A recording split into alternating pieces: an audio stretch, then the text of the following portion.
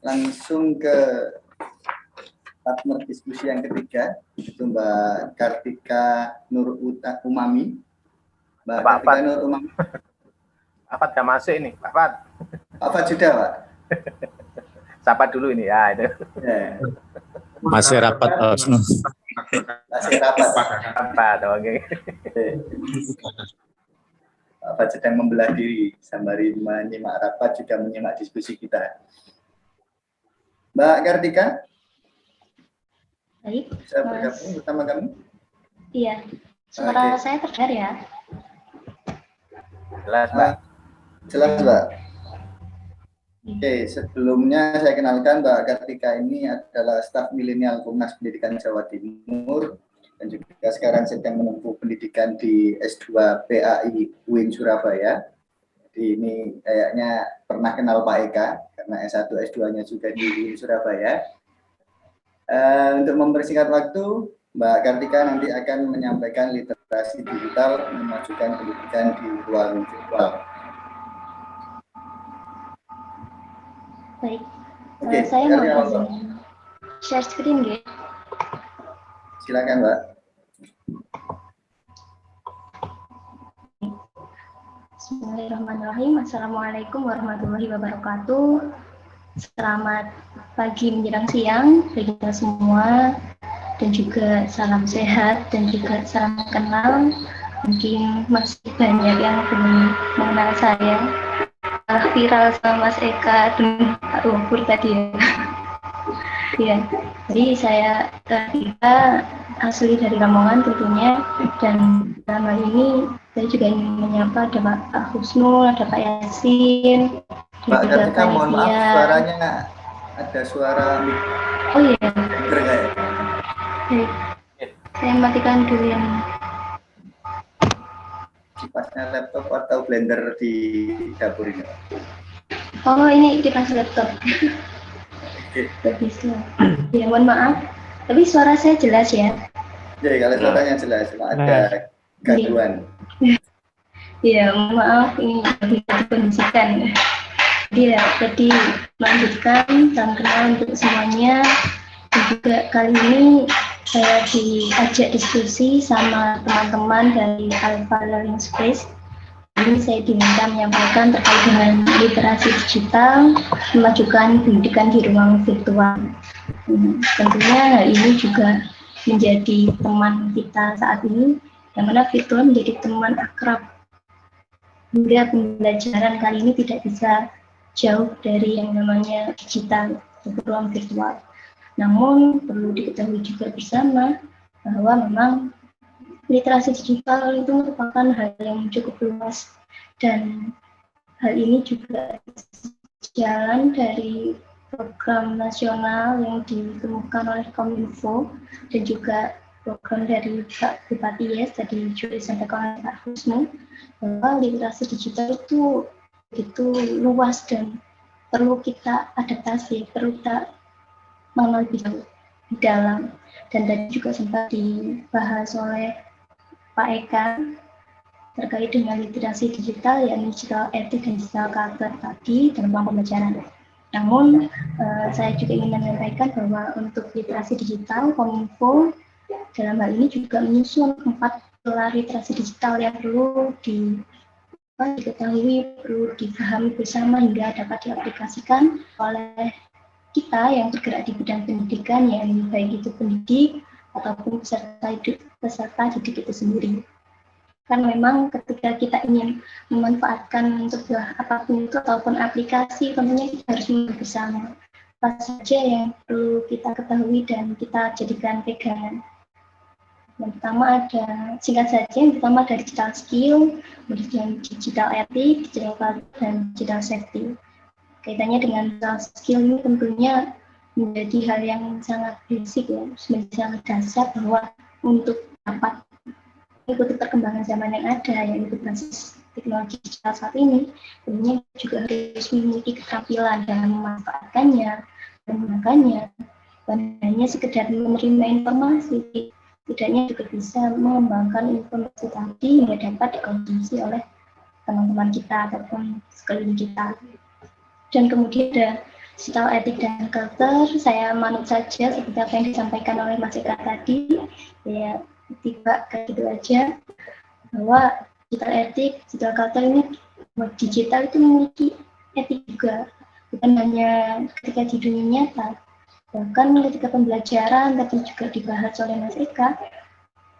Sebenarnya kita juga harus ikuti etika yang berlaku, bukan menggunakan hanya kaos op ataupun apa ketika pembelajaran, tapi kita juga harus bersikap seperti halnya ketika kita bertatap muka. Dan juga digital culture kali ini budaya yang terbentuk dalam Indonesia juga kita harus ketahui bersama agar tidak gagal dengan apa yang kita hadapi bersama. Dan kemudian ada digital safety.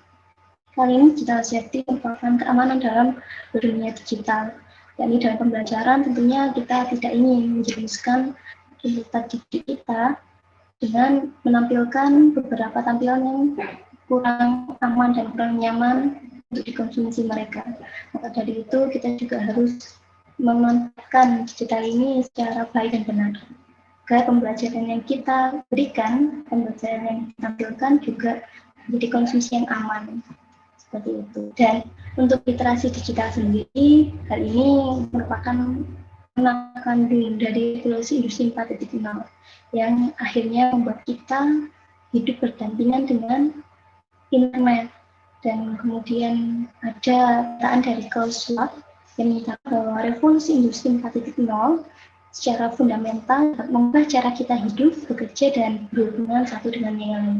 Nah, hal ini juga sedang kita rasakan, sedang kita alami bersama, bahwa kalau dulu kita bekerja, apalagi dengan adanya pandemi COVID, hanya membuat kita dipaksa beradaptasi dengan perkembangan teknologi yang ada saat ini.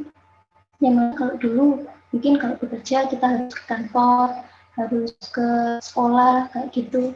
Tapi dengan adanya pandemi, kemudian kehadiran internet yang sangat pesat saat ini, teknologi hanya membuat kita diminta beradaptasi dengan baik. Artinya dengan memiliki kemampuan internet agar ketika melakukan pembelajaran kita dapat lebih menarik, lebih kreatif dan inovatif. Dan kaitannya dengan berhubungan dengan satu dengan yang lain ini tentunya juga kita rasakan. Kalau dulu mungkin ketika berhubungan dengan teman kita, zaman dulu mungkin hanya dengan SMS, yang mana tidak bisa bertatap langsung menggunakan fitur video. Tapi kali ini dengan adanya fitur internet, Android yang masih bisa dikonsumsi oleh semua kalangan, ini ketika kita rindu dengan siapapun itu hanya bisa langsung aja fitur video yang tersedia. Gitu.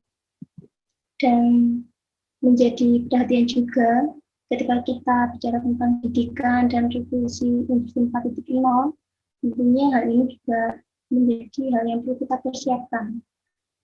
Bahwa Kemendikbud juga memiliki 5 hal yang harus dimiliki oleh sebuah guru. Nah, ini bicara tentang ideal ya. Idealnya seperti ini, tapi realitasnya tentunya kita masih berjalan mengejar ke-5 potensi yang sudah ditetapkan oleh Kemendikbud. Nah, ikuti dari Kemendikbud. Pertama, sebagai pendidik dalam memasuki era revolusi industri 4.0 ini ada 5 hal. Yang pertama, educational competence. Dalam hal ini artinya adalah bahwa pendidik saat ini juga harus memiliki basic internet, kemampuan pembelajaran dengan memanfaatkan internet. Karena jadi tadi juga sudah disampaikan oleh pemateri sebelumnya, ketika kita tidak mampu beradaptasi dengan perkembangan teknologi yang ada, yakni kalau kita diberikan adanya pembelajaran, tentunya kita akan tertinggal, kita akan terjelas dengan teknologi yang ada saat ini, dan tentunya kita akan tergantikan. Kemudian yang kedua adalah competence for technological commercialization. Dalam hal ini artinya adalah bahwa pendidik memiliki kemampuan dalam entrepreneurship. Apa yang dihasilkan oleh peserta didik, hasil karya yang diciptakan oleh peserta didik dapat juga dapat dimanfaatkan, bahkan dapat dikonsumsi oleh masyarakat umum. Tentunya hal ini juga berbantu dengan teknologi. Dan yang ketiga ada competency globalization. Artinya kita juga punya kompetensi dalam hal mengadaptasi budaya yang ada dengan adanya teknologi saat ini agar tidak gagap dengan apa yang terjadi di hadapan kita. Tentunya nantinya pendidikan akan mengalami sedikit perubahan, akan banyak perubahan. Kalau tadi Pak Ufu sempat menampilkan dulu kita hanya menggunakan tulis, pakai kapur tulis. Tapi sekarang sudah berbeda lagi. Kita saat ini akan menggunakan layar virtual seperti ini juga merupakan budaya yang ada dengan adanya revolusi industri 4.0. Dan selanjutnya ada competence in future strategies. Competence in future strategies ini merupakan kompetensi dalam oleh pendidik itu dalam memproyeksikan apa yang akan terjadi di masa depan. Hal ini juga menjadi hal yang cukup penting karena apa yang akan kita berikan saat ini untuk peserta didik akan cukup membantu mereka dalam menjalani kehidupan di masa kelak. Dan hal ini juga dapat kita persiapkan mulai dari saat ini agar peserta didik kita tidak bisa dikatakan gap dengan apa yang akan dihadapi masa depan. Lagi tadi juga disampaikan, setelah adanya revolusi industri 4.0 ini akan hadir era society 5.0. Nah, ini akan lebih mengerikan mungkin. Tapi ya, Allah nanti bagaimana bentuk pendidikan kita dengan adanya kembangan teknologi saat ini, tapi apa yang kita persiapkan tentunya sangat berarti bagi peserta didik kita. Dan kelima ada konselor kompeten, bahwa untuk pendidik tentunya bukan hanya menyampaikan terkait dari pembelajaran, tapi juga memiliki kompetensi menjadi seorang konselor. Karena apa yang dihadapi oleh peserta didik kelak bukan hanya permasalahan tentang pembelajaran, tapi efek psikologis yang diterima karena geseran teknologi, perkembangan teknologi saat ini akan menjadi hal yang cukup penting. Dan hal ini berkaitan juga dengan Mas Harari. Mungkin ada yang sudah pernah dengar nama tersebut. Dia juga merupakan penulis buku yang cukup viral, bestseller. Dikatakan juga bahwa apa yang dipersiapkan peserta didik saat ini, apa yang perlu dikuatkan, salah satunya adalah terkait ketahanan mental, kekuatan mental, bagaimana mereka menghadapi masa depan. Kira-kira efek psikologis mereka bakal sangat perlu kita persiapkan bersama. Maka dari itu, guru pada era-era seperti ini perlu memiliki kompetensi dalam hal konselor seperti itu. Dan kemudian, kalau kita tadi bicara persiapan guru kemudian literasi digital, tentunya kita harus ketahui bersama bahwa hal itu nanti akhirnya berdampak pada ruang virtual, di mana ruang virtual di KBBI disebutkan merupakan virtual yang tampil atau hadir dengan menggunakan perangkat lunak komputer, yang mana artinya kehadiran guru tidak lagi bisa secara langsung kita nikmati, tapi kehadiran guru saat ini bisa juga digantikan dengan bentuk internet seperti itu. Dengan menggunakan perangkat lunak komputer, akhirnya kehadiran guru bisa lebih fleksibel.